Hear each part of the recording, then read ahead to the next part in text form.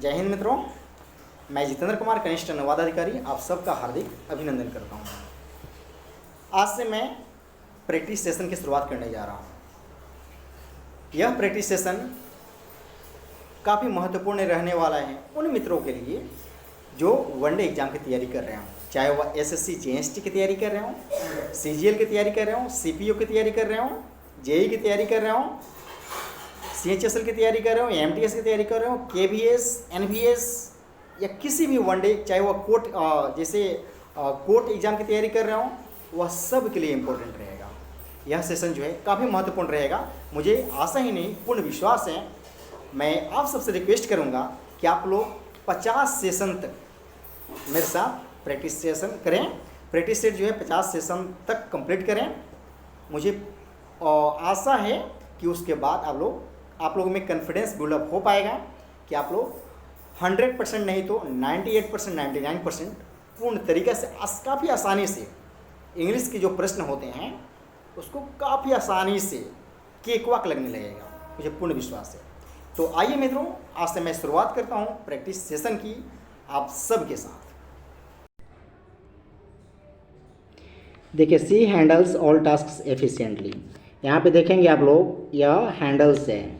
जब भी एक्टिव से पैसिव या फिर पैसिव से एक्टिव बनाया जाता है किसी भी कम्पिटिटिव एग्जाम में, तो यहाँ पे वर्ब को ध्यान में रखिएगा। यहाँ से 90% क्वेश्चंस का जो है आंसर आप 1 सेकंड के अंदर में दे दीजिएगा। तो हैंडल्स है ना, तो हैंडल्स कौन सा वर्ब का रूप है? वर्ब का भाई 5वां रूप है। तो मैंने बताया हुआ था कि वर्ब का पहला रूप रहे या वर्ब का 5वां रूप रहे तो इसको पैसिव बनाते समय एज, आर के साथ वर्ब का तीसरा रूप। देखिए यहाँ पे इज, आर प्लस वर्ब का तीसरा रूप कहाँ पे है? यहाँ पे तो आर के साथ बिंग लगा हुआ है, बिल्कुल नहीं होगा पहला। दूसरा देखिए वेयर लगा हुआ है, बिल्कुल नहीं होगा। हैव लगा हुआ है तीसरा में, ये भी बिल्कुल नहीं होगा। चौथा में आर हैंडल्ड, यानी आर के साथ हैंडल्ड का प्रयोग हुआ है। हैंडल्ड वर्ब का कौन सा रूप है? वर्ब का तीसरा रूप है। यहाँ पे हैंडल्स पहला रूप, हैंडल, हैंडल्ड, हैंडल्ड। वर्ब का पहला रूप क्या है? यहाँ पे हैंडल है, दूसरा रूप हैंडल्ड, तीसरा रूप भी क्या होता है? हैंडल्ड होता है। तो यहाँ पे चौथा आपका करेक्ट आंसर हो जाएगा। ओके, आइए नेक्स्ट देखते हैं। नेक्स्ट बोला जाए select the option active voice में उसको चेंज करना है, यानी ऑल वेपन्स वेयर सरेंडर्ड। फिर देखेंगे यहाँ पे ये पैसिव यानी उल्टा करना है। वेयर के साथ क्या है? सरेंडर्ड का प्रयोग किया हुआ है। तो जब कभी भी एक्टिव वॉइस में क्या, और जब वर्ब का दूसरा रूप रहता है तो इसको चेंज करते वक्त वाज या फिर वेयर के साथ वर्ब का तीसरा रूप। आप देखेंगे यहाँ पे क्या है? तो all weapons were surrendered by them है ना, तो वेयर के साथ सरेंडर्ड है। यहाँ पे वेयर के साथ सरेंडर्ड है तो क्या हो जाएगा? इसका वर्ब का दूसरा रूप देखिए कहाँ पे है? तो हैव के साथ है, यहाँ पे बिल्कुल नहीं होगा। सरेंडर्ड है, दूसरा रूप है यहाँ पे। और तीसरा चौथा देख लेते हैं। हैड के साथ है, बिल्कुल नहीं होगा। चौथा में क्या? आर सरेंडर्ड है, बिल्कुल सरेंडरिंग है, बिल्कुल नहीं होगा। यानी कि वेयर सरेंडर्ड है, तो यहाँ पे वर्ब का दूसरा रूप क्या है? बी नंबर आपका करेक्ट आंसर हो जाएगा। ठीक है, देखें एकदम टाइम नहीं लगेगा, थोड़ा सा आप लोग ध्यान दे देंगे, आप लोग निश्चित तौर पर 72 अंक प्राप्त कर सकेंगे। आइए तीसरा देखते हैं। सिलेक्ट, यहाँ पे क्या? नो सब्स्टिट्यूशन रिक्वायर्ड है ना, यानी कि यह आर एश्योर्ड के स्थान पे क्या आप फुलफिल कीजिएगा। आइए देखते हैं। द ऑथोरिटीज यानी जो प्राधिकार है, आर एश्योर्ड द पीपल, यानी लोगों को क्या यह सुनिश्चित कराया that they will look into the matter, कि वे लोग मामले को देखेंगे। यानी क्या? वे लोग मामले को देखेंगे। ऑथोरिटीज ने यह सुनिश्चित किया है ना। तो यहाँ पे क्या? आर एश्योर्ड यानी कराया गया। भाई ऑथोरिटी है तो वो काम करेगा, न कि उससे काम कराया जाएगा। ठीक है, ऑथोरिटीज है तो आर एश्योर्ड क्या है? वर्ब का यहाँ पे कौन सा रूप है? तो वर्ब का यहाँ पे आर के साथ एश्योर्ड है ना, तो पैसिव फॉर्म में यह दिया हुआ है, जो कि बिल्कुल नहीं होगा। प्राधिकार है, यानी जो प्राधिकृत व्यक्ति है वह काम क्या करेगा, न कि उससे करवाया जा रहा है यहाँ पे। ठीक है, यानी उस मामले को देखने के लिए वो लोगों को आश्वस्त किया है। ठीक है, इसलिए यहाँ पे क्या आर एश्योर्ड के बदले में हमको क्या देना है? यहाँ पे करेक्ट क्या हो रहा है? देखिए तो ऑथोरिटीज है ना भाई, देखिए यहाँ पे ऑथोरिटीज है, यानी वर्ब का कौन, सॉरी सब्जेक्ट क्या है, प्लूरल, प्लूरल है ना, तो प्लूरल की गाड़ी कभी भी चलेगी ना तो प्लूरल वर्ब से ही चलेगी। तो हैज पहला है, हैज क्या है, सिंगुलर है ना, यह बिल्कुल नहीं होगा पहले। दूसरा में देखिए हैव एस्योर्ड है, तो यह तो होगा, बिल्कुल होगा। तीसरा में देखिए हैव बीन है, फिर यह पैसिव फॉर्म में है, बिल्कुल नहीं होगा।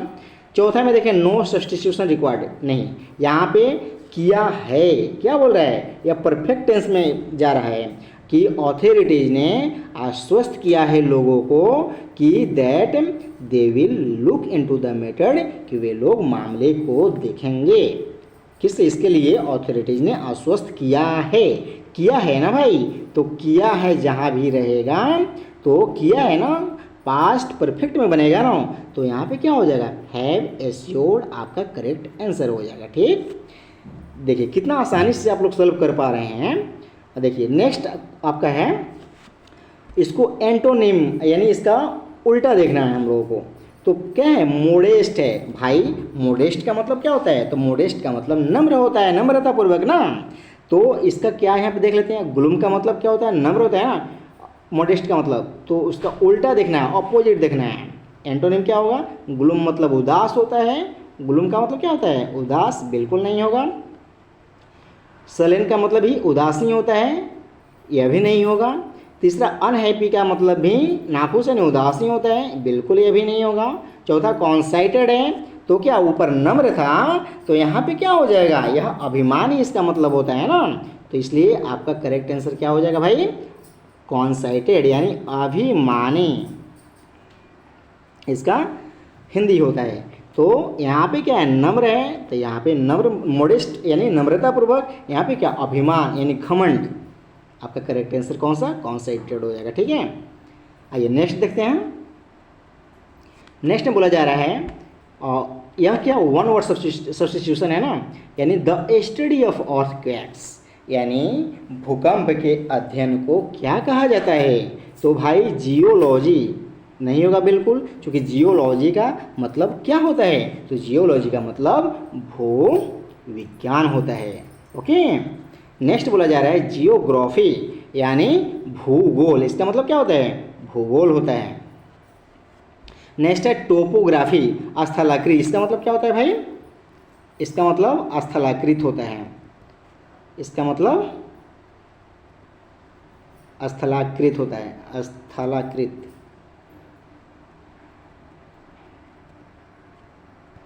इसका मतलब स्थलाकृत होता है, बिल्कुल नहीं होगा।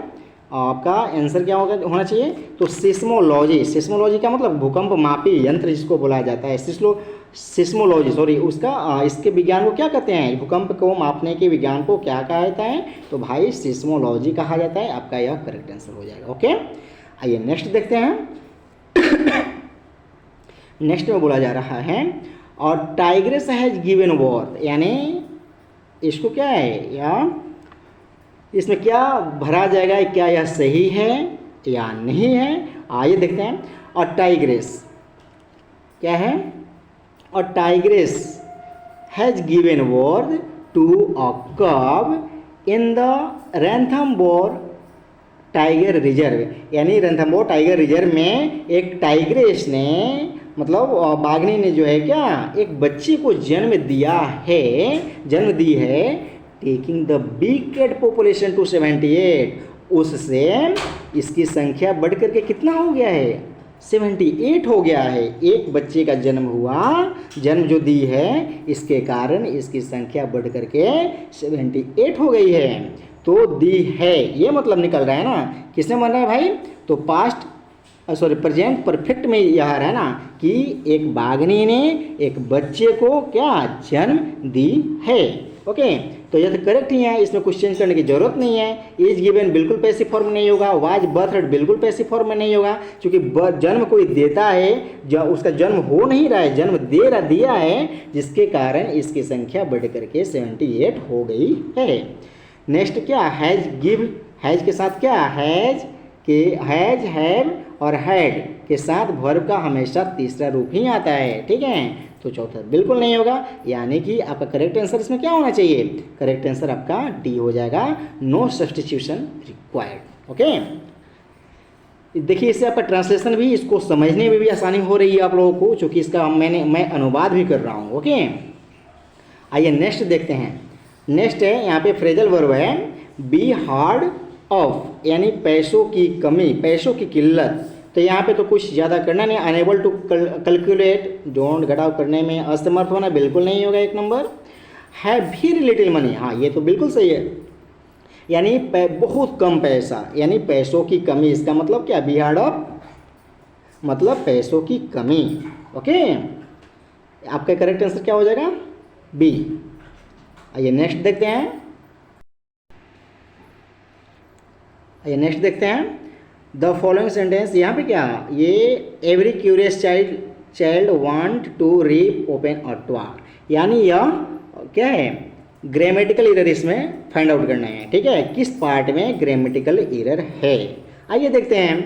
एवरी क्यूरियस चाइल्ड, वांट देखिए यहाँ पे मिल गया ना, वांट जो है क्या वर्ब का पहला रूप है, और यहाँ पे क्या है, एवरी है, और वांट जो है यह प्लुरल फॉर्म में यूज होता है ना। तो देखिए यहाँ पे, यहीं पे आपको मिल गया है।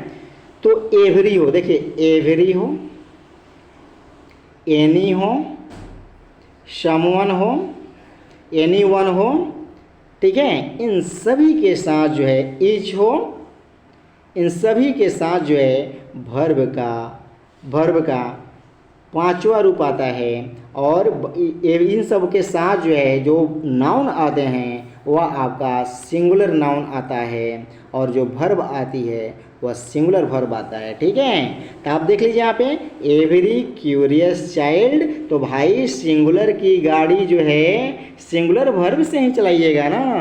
तो यहाँ पे एवरी क्यूरियस चाइल्ड के साथ क्या आ जाएगा, वांट्स होगा, न कि वांट होगा। ओके, तो किस पार्ट में गलती मिला, वांट होना चाहिए, वांट्स होना चाहिए, न कि वांट, यानी डी पार्ट आपका आंसर हो जाएगा, डी नंबर आपका आंसर हो जाएगा। ओके, आइए नेक्स्ट देखते हैं। नेक्स्ट में बोला जा रहा है, यहाँ भी क्या है, ग्रामेटिकल एरर है ना, एरर को फाइंड आउट करना है। ओके, बोला जा रहा है इट वाज, ऊपर में जो है, ओके यहाँ पे it was the very well directed film and we enjoyed it. अच्छा यहाँ पे देखिएगा आप लोग, it was the very well directed film, देखिए कितना यहाँ पे बढ़िया से मतलब जो है ना फंसाने की कोशिश किया है। यहाँ पे आर्टिकल का प्रयोग किया गया है, आर्टिकल जो है ना यहाँ पे आर्टिकल जो है गलत तरीके से यहाँ पे रखा गया है। यहाँ पे द का प्रयोग नहीं होगा, क्यों नहीं होगा भाई, देखिए क्यों नहीं होगा, क्योंकि द का प्रयोग हम लोग तभी करते हैं जब किसी वस्तु या व्यक्ति की चर्चा प्रीवियस में हो चुका है, पास्ट में उसकी चर्चा हो गई है, लेकिन यह फर्स्ट ही बार आया है ना इस सेंटेंस में। यहाँ पे क्या बोला जाए, इट वाज, और यहाँ पे क्या होना चाहिए, it was a well directed film, क्योंकि फिल्म के लिए यहाँ पे ए आ रहा है ना, न कि वेल डायरेक्टेड के लिए आ रहा है, इसलिए यहाँ पे द के स्थान पे क्या होना चाहिए, ए का प्रयोग होना चाहिए। देख लीजिए किस पार्ट में गलती है, एरर कहाँ पे है, तो यानी बी पार्ट में है ना, the very well directed film के स्थान पे a very well directed film होना चाहिए। ठीक है, यानी फर्स्ट पार्ट में ही आपका गलती है, यह आपका करेक्ट आंसर ए नंबर हो जाएगा। ठीक है, आइए नेक्स्ट देखते हैं। Select the incorrectly spelled word. अच्छा ओके, ट्यूशन, भाई ट्यूशन ही गलत है, यहाँ पे क्या होना चाहिए इसका सही, TUITION, ट्यूशन, यह सही है।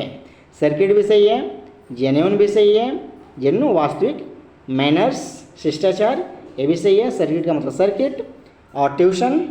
ओके, तो यहाँ पे गलती क्या था भाई, ट्यूशन में था, TUI होना चाहिए, जो कि आई यहाँ पे क्या है, मिस है। ओके, नेक्स्ट देखते हैं फ्रेंड्स। मैं बहुत जल्दी जो है ना ये जो वर्ड मीनिंग है, वर्ड जो है इसमें गलती कहीं मिल जाता है ना, इसके लिए मैं एक वीडियो पर्सनली लेकर के आऊँगा, आसानी से आप लोग फाइंड आउट कर सकेंगे कि कहाँ पे गलती है, किस वर्ड में आपको स्पेलिंग मिस है। इसके लिए मैं एक वीडियो लेकर के स्पेशल आऊँगा, बहुत अच्छे ढंग से आप लोग यह एक नंबर रिजर्व कर लीजिएगा। आइए नेक्स्ट देखते हैं।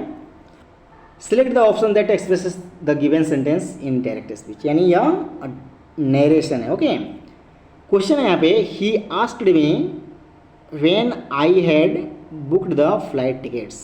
यहाँ पे यह क्या है, डायरेक्ट या इनडायरेक्ट है, तो इनडायरेक्ट है ना, क्योंकि यहाँ पे क्या कॉलन का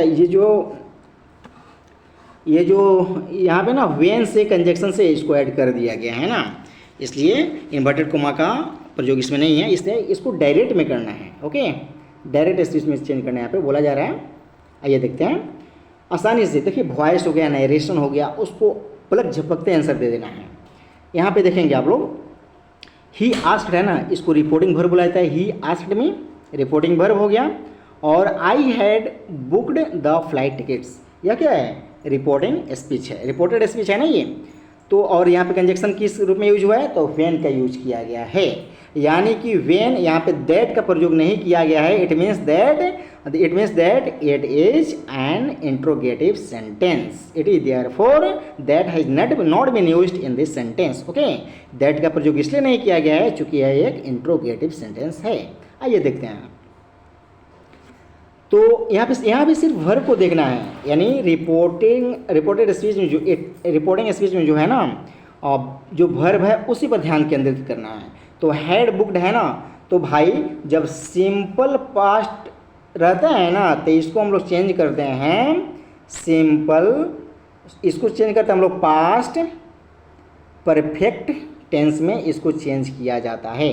तो सिंपल पास्ट में क्या रहता है भाई, वर्ब का दूसरा रूप रहता है, इसको पास्ट परफेक्ट में चेंज करते हैं, तो क्या होता है, हैड प्लस वर्ब का तीसरा रूप हो जाता है ना।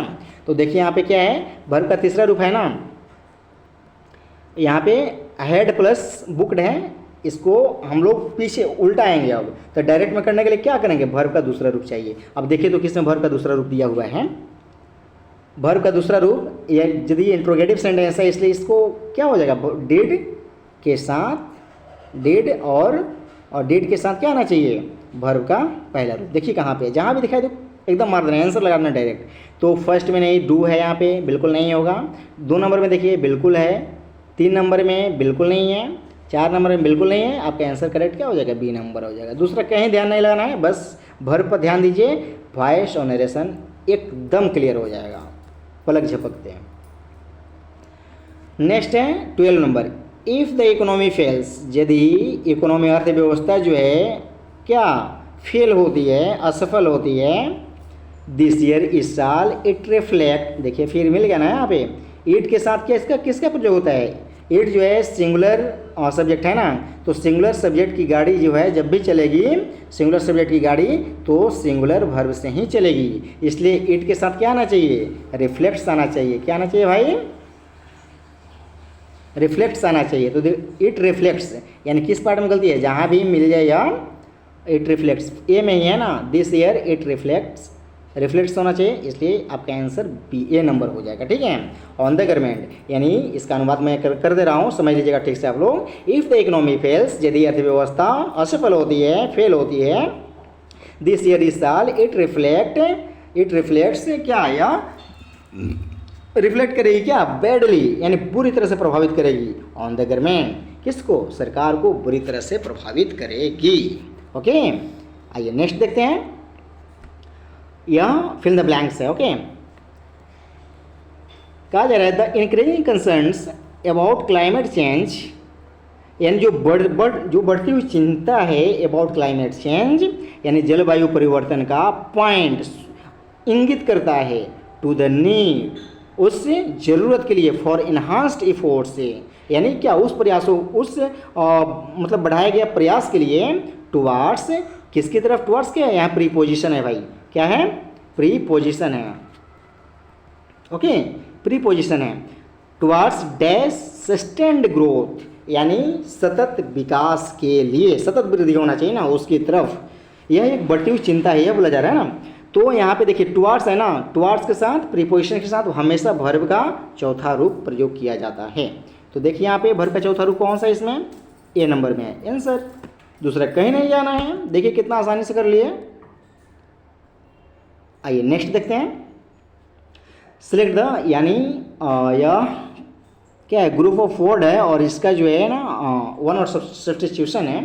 तो देखिए यहाँ पे टू वॉक एमलेसली, यानी बिना किसी एम के, बिना किसी उद्देश्य के भटकते रहना, है ना।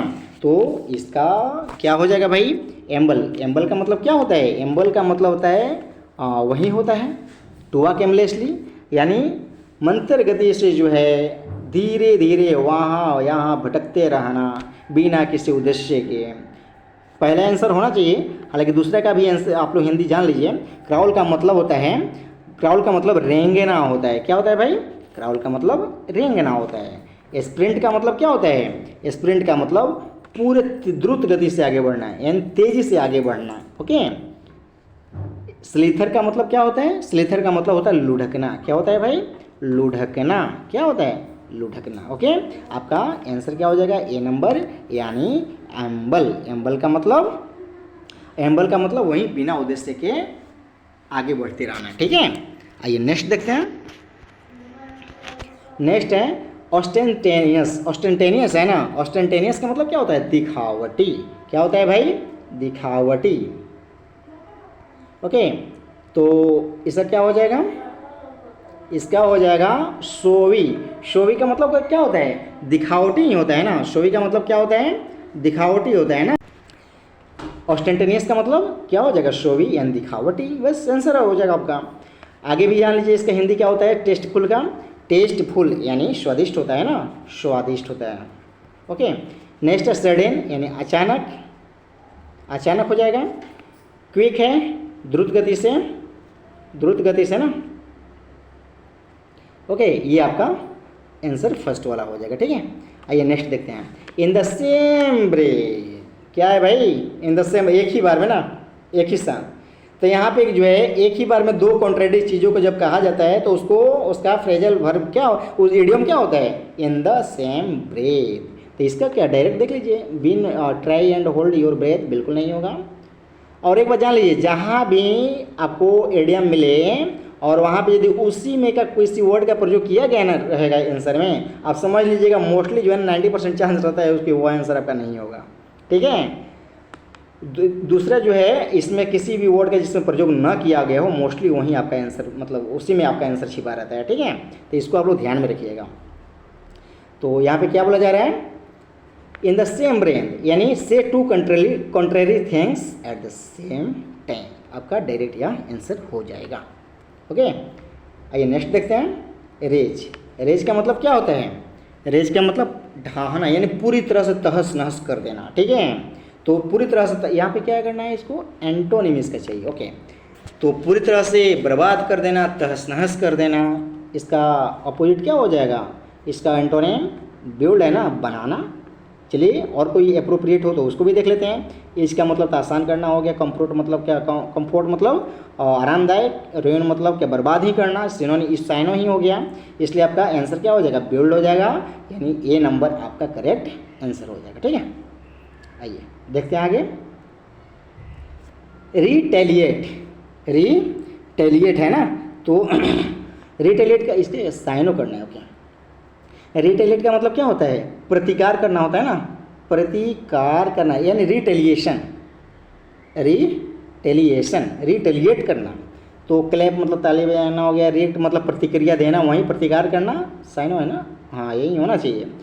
फैसिलिटेट, रेट का मतलब क्या, प्रतिक्रिया देना, प्रतिक्रिया देना। फैसिलिटेट का मतलब क्या, और सुविधाजनक बनाना। रोटेट का मतलब क्या, और घुमाना, रोटेट करना। तो आपका इसमें साइनो, करेक्ट साइनो क्या है यहाँ भाई, तो रिएक्ट करना, यानी प्रतिकार करना, वहीं रिएक्ट करना। ठीक है, आपका आंसर बी नंबर हो जाएगा। नेक्स्ट देखते हैं। नेक्स्ट बोला जा रहा है एवॉर्ड। भाई एवॉर्ड का मतलब क्या होता है, तो टालना, टाल मटोल करना, ये मतलब होता है। और टाल मटोल करना, परमिट का मतलब अलाउ कर देना, अनुमति देना। कंफर्ट मतलब का आरामदायक बनाना। फेस का मतलब फेस, चेहरा। और प्रिवेंट, फेस मतलब क्या, अंकित भी होता है। और प्रिवेंट का मतलब रोकना। एवॉर्ड का मतलब भाई साइनो है ना। ओके, तो साइनो, एवॉर्ड का मतलब ही वही होता है, एवॉर्ड का मतलब ही वही होता है, टाल मटोल करना, इन रोकने की कोशिश करना। और प्रिवेंट का मतलब भी वही होता है, इसलिए करेक्ट आंसर आपका क्या हो जाएगा, प्रिवेंट। ओके, आइए नेक्स्ट देखते हैं। नो वन यानी यह नो वन वेयर अब्लिक है ना, ये आपका ग्रामेटिकल एरर है। ओके, ये आपका ग्रामेटिकल एरर है, यह ठीक करना है। आइए देखते हैं।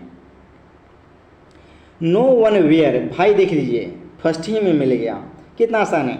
जब कभी भी नो वन रहे, एनी वन रहे, सम वन रहे, समवन रहे, समबडी रहे, एनीबडी रहे, तो उसके साथ यह सब सिंगुलर सब्जेक्ट होता है। तो सिंगुलर सब्जेक्ट की गाड़ी किससे भाई? सिंगुलर वर्ब के साथ चलती है।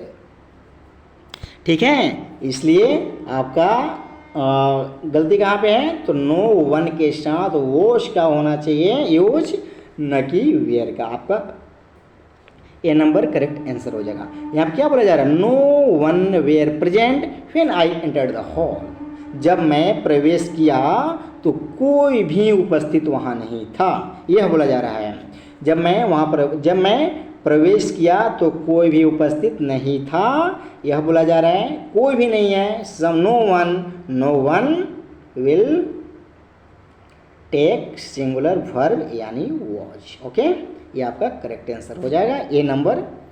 आइए नेक्स्ट देखते हैं। ओके, अब आपका आ गया ना, यहाँ पे इसको पढ़ना है और इसको क्लोज टेस्ट है। ठीक है, क्लोज टेस्ट आइए देखते हैं।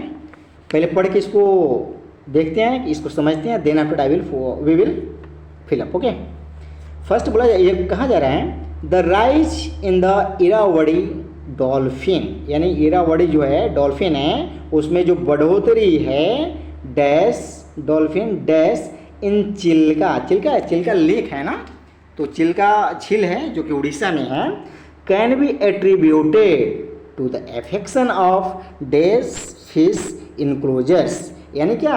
यानी डॉल्फिन, इरावदी डॉल्फिन जो है चिल्का लेक में जो है, उनकी क्या बोला? तो एक नंबर में पहले देख लिया जाएगा, पहले पढ़ लिया जाए। क्या है? Attributed to the affection of dash fish enclosures after thousands of hectares of Chilika, and Chilika के मतलब क्या हजारों एकड़ में जो है चिल्का लेक के हजारों एकड़ में वेयर मेड डैश फ्री, यानी किसी चीज़ से जो है ना उसको फ्री कर दिया गया, उसको मुक्त कर दिया गया। ओके, उसको मुक्त कर दिया गया। इरावदी डॉल्फिन्स, जो इरावदी डॉल्फिन्स है, फाउंड अनऑब्स्ट्रक्टेड, यानी कोई रोक टोक नहीं, ऐसा एरिया जहाँ पे किसी भी प्रकार की कोई भी पाबंदी न हो, वैसे एरिया को that area is known as unobstructed area for movement, यानी आने जाने के लिए मतलब क्या किसी भी प्रकार का कोई भी रोक टोक उस एरिया में नहीं पाया गया। डैश पूर्ण विराम है, फुल स्टॉप है यहाँ पे। नेक्स्ट बोला जा रहा है 4 नंबर में, डैश है ड्यू टू द कोविड-19 लॉकडाउन लास्ट ईयर। क्या बोला जा रहा है? यानी कोविड-19 लॉकडाउन के दौरान पिछले साल there were comparatively fewer tourist boats on Chilika lake, यानी कोविड का समय था, उस समय लोगों को क्या कर्फ्यू, जनता कर्फ्यू, उसके बाद जो है ना लोगों को क्वारंटाइन में रहना पड़ता था, लोग घर से बाहर नहीं निकलते थे, तो उस बीमारी के कारण जो है, उस वायरस के कारण जो है टूरिस्ट बोट का आना जाना उस चिल्का लेक में कम हो गया था, यानी फ्यूअर ना के बराबर था। विच मेड इट, जो इसे क्या संभव बनाया, डैश फॉर डॉल्फिन्स, यानी डॉल्फिन्स के लिए, to move from one part of the lake to another, यानी लेक के उस झील के एक हिस्से से दूसरे हिस्से में बिना रोक टोक के आने जाने में क्या वो मतलब विच मेड इट डैश, यानी डैश बनाया। ओके, तो हम लोग समझ गए हैं कि यह जो क्लोज टेस्ट दिया गया है, यह जो पैसेज है, यह इरावदी डॉल्फिन जो कि चिल्का लेक में है, और वह उसकी संख्या में बढ़ोतरी हुई है। और किस कारण बढ़ोतरी हुई है, तो कोविड लॉकडाउन के कारण जो है लोग वहाँ नहीं जा रहे थे, जिसके कारण वहाँ पे जो इरावदी डॉल्फिन है आसानी से उसका मूवमेंट यहाँ वहाँ एक हिस्से से दूसरे हिस्से में हो रहा था, जिससे उसकी संख्या में बढ़ोतरी हुआ है। उसी के रिगार्डिंग यहाँ पैसेज है। आइए देखते हैं इसको एक एक करके मैं सॉल्व करता हूँ। हम सब मिलकर सॉल्व करेंगे, आप लोग भी अपना देखिएगा। और चलिए आइए देखते हैं फर्स्ट में बोला जा रहा है the rise in Irrawaddy dolphins. Okay, तो यहाँ पे ऑप्शन कौन कौन सा है भाई? ऑप्शन है पॉपुलेशन, जनसंख्या हो गया, जनसंख्या। क्लेन का मतलब क्या, यानी किसी वंश से संबंधित होता है। नेटिव्स यानी किसी जगह का मूल निवासी। इनहेबिटेट्स हो गया, यानी अभी मूल निवासी, यानी निवासी नेटिव्स हो गया और मूल निवासी। और इनहेबिटेंट्स यानी किसी जगह पे रहने वाले लोग। तो ये जो है ना, और इसके लिए सूटेबल कौन सा आ रहा है? पॉपुलेशन आ रहा है ना, यानी उसकी जनसंख्या में, यानी जो इरावदी डॉल्फिन्स है उसकी जनसंख्या में जो वृद्धि हुई है उसके रिगार्डिंग बात किया जा रहा है। इसलिए आपका करेक्ट आंसर क्या हो जाएगा? पॉपुलेशन यानी जनसंख्या। ओके, आइए नेक्स्ट देखते हैं। In Chilika can be attributed to the eviction of, किसके लिए भाई? यानी किसके निष्कासन के लिए? ऑफ डैश फिश इनक्लोजर्स, यानी जो बाड़ा लगाया जाता है ना, जो बाड़ा वगैरह लगाया जाता है और उसके मतलब नहीं रहने से ना। तो आइए उसमें ऑप्शन कौन कौन सा दिया भाई पहले देख लें हम लोग। 2 नंबर में इलीगल दिया हुआ है, यानी इलीगल है ना, इलीगल गैर कानूनी हो गया ना, अवैध तरीका से। आगे क्या है? इलेजिटिमेट है ना, क्या दिया हुआ है? इलेजिटिमेट, इलीगल अवैध, इलेजिटिमेट अवैध, और इलीगल गैर कानूनी हो गया ना, अनकॉन्स्टिट्यूशनल असंवैधानिक रूप से, बिल्कुल ये सब नहीं हुआ। और अनवारंटेड हो गया, यानी अनुचित रूप से। तो यहाँ पे क्या फुलफिल करना था? The eviction of fish enclosures, जो फिश इनक्लोजर्स हैं उनको क्या, उनको खाली कराया गया ना, तो उसके उनके रिगार्डिंग ही बात की जा रही है ना।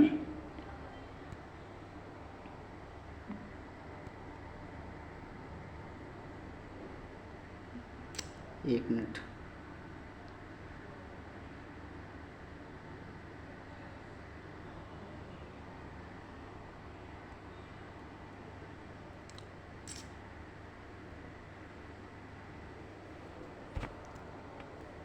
एविक्शन खाली कराया गया है ना, यानी जो अवैध तरीका से लगाया गया था, अवैध तरीका से जो लगाया गया था बाड़ा, उसको खाली कराया गया है ना, उसके बारे में बात की जा रही है।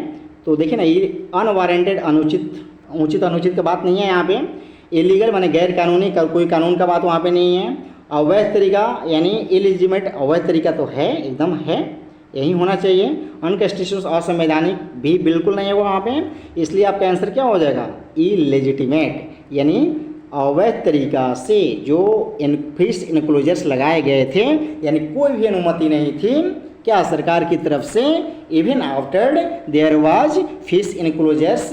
इसलिए यहाँ पे क्या, अवैध तरीका से, जिसका कोई लीगलिटी नहीं हो, जो कोई जिसमें कानूनी बात कुछ नहीं हो, इसलिए उसको क्या, अवैध तरीका बोला जा रहा है ना। आइए नेक्स्ट देखते हैं। आफ्टर थाउजेंड्स ऑफ हेक्टेयर्स, यानी after thousands of hectares in Chilika lake were made dash free, were made dash, क्या बनाया गया? वेयर मेड डैश फ्री, किससे मतलब फ्री किया गया? किससे फ्री किया गया भाई? तो किससे फ्री किया गया? ट्रेस पास है ना, ट्रेस पास का मतलब क्या होता है? जो अनधिकृत रूप से जो है ना, जो बिना किसी अधिकार के,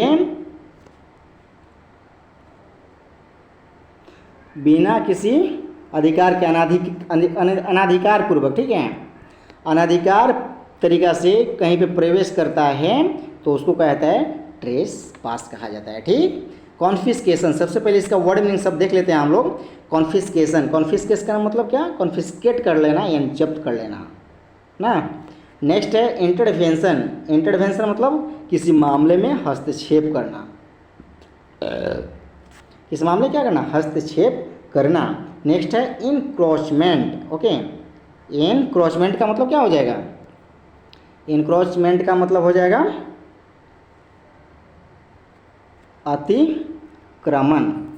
सबका आप हिंदी जान गए हैं, अब देखते हैं वहाँ पे कौन सा फिट बैठ रहा है।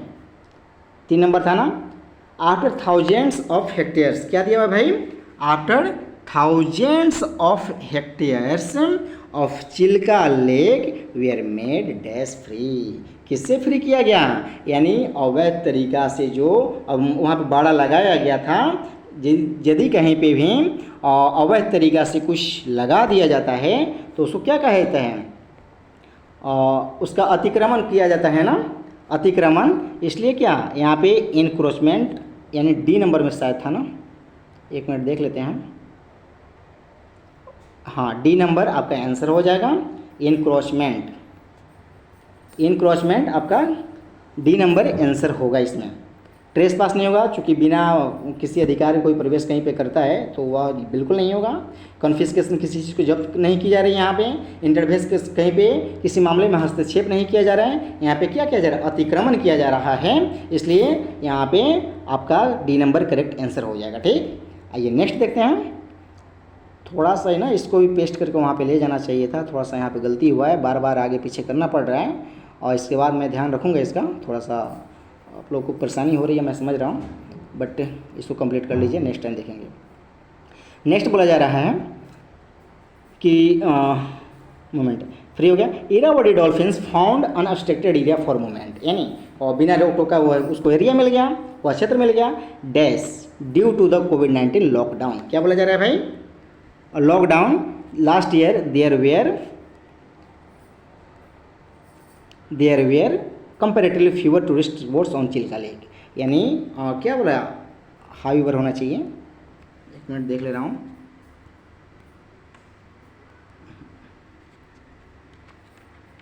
कितना नंबर है?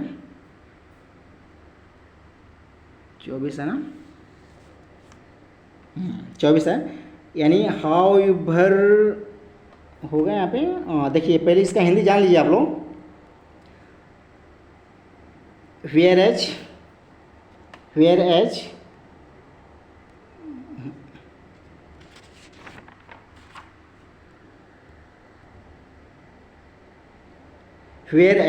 का मतलब क्या होता है? जबकि, ओके, जबकि हो गया। मोर ओवर का मतलब हो जाएगा आपको इसके अतिरिक्त। देखिए इसका हिंदी जानना बेहद आवश्यक है। यदि आप यदि नॉर्थ ईस्ट से, आप यदि नॉर्थ के रहने वाले हैं, इसका हिंदी चूँकि ट्रांसलेशन करके आप कीजिएगा तो ज़्यादा बेहतर होगा, ज़्यादा सूटेबल होगा आपके लिए, और उसको फिलअप करना। ओके, तो इसका क्या? इसके अतिरिक्त। मोर ओवर मतलब इसके अतिरिक्त। नेवरथिलेस का मतलब क्या हो जाएगा? फिर भी। नेवरथिलेस का मतलब क्या होता है? फिर भी। ओके, और नेक्स्ट है हाउएवर, इसका भी मतलब होता है फिर भी। लेकिन यहाँ पे क्या बोला जा रहा है आपको आंसर में